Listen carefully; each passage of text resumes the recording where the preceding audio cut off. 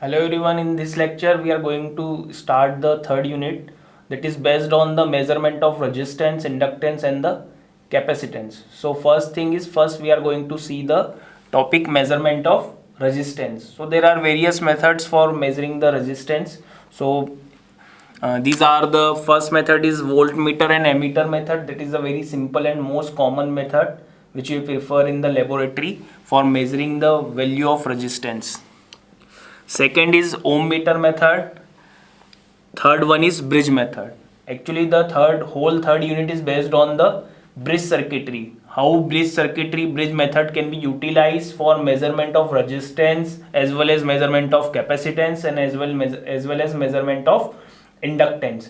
So first we are going to see the measurement of resistance, and that also can be classified further, that how we are going to measure the value of medium resistance, which method we should prefer, and how we are going to measure the value of high resistance, and how we are going to measure the value of the low resistance. So below 10 ohm resistance lie in the category of, or below 1 ohm resistance lie in the category of low resistance. Okay, so first we are going to see the most common method for to know the value of the resistance, that is known as the voltmeter and ammeter method. So that is a simple circuit. In that circuit you can you can see that V is your supply voltage, that is your voltmeter, this is your ammeter is the voltage drop across the ammeter is VA, and that is the resistance Rx. This value you need to find out the value of this unknown resistance Rx. Here Rx is the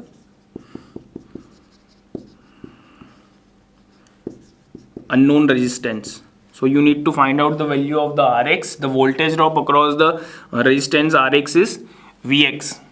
So the measured resistance will be the simple formula for resistance, as you know, that V by I. So what is V? V is VA plus Vx.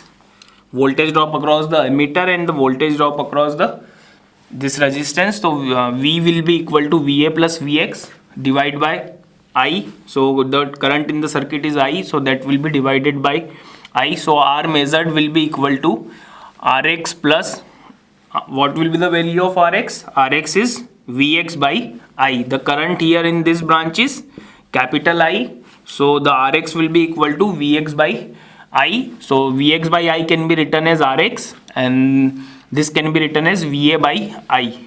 So if we consider that if Vx is much higher than Va, if Vx is very much higher than Va, so this term can be ignored if Vx is very much higher than Va.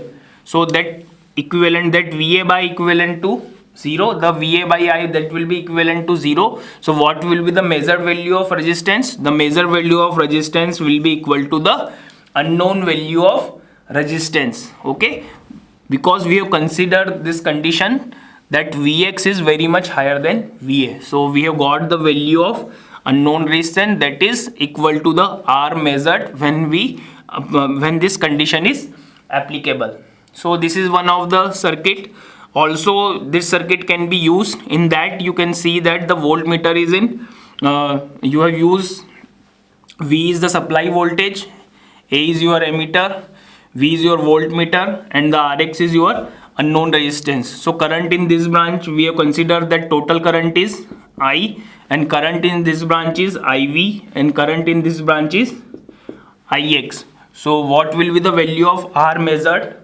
R measured will be equal to V by I, simple formula. So that will be equal to V by Ix plus IV, the current in this branch and the current in this branch. That can also be written in this form. Okay, the current across this is, that can also be written as V by suppose the voltage across this is Vx by Ix, current across this is Vx by Ix. So you can know that Rx by 1 plus IV by Ix. So if we consider the case Ix is much higher than IV, then R measured will be equal to Rx. So you can write this equation in this form, that will be Rx by 1 plus IV by Ix. So if we consider that Ix is very much higher than IV, then R measured will be equal to Rx. So that is the simple method that is known as the measurement of resistance, and these methods are known as the voltmeter and ammeter method.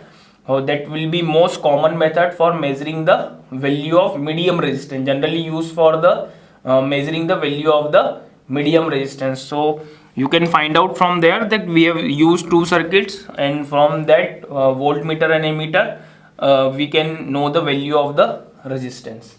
Thank you.